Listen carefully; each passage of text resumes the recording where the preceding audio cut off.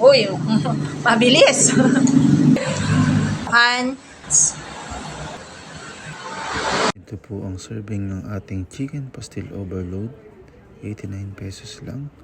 May kasama itlog na maalat, vegetables, fried egg, at atsara. Sulit na sulit sa 89 pesos. Hindi tinipid. Sure na malasa ang chicken.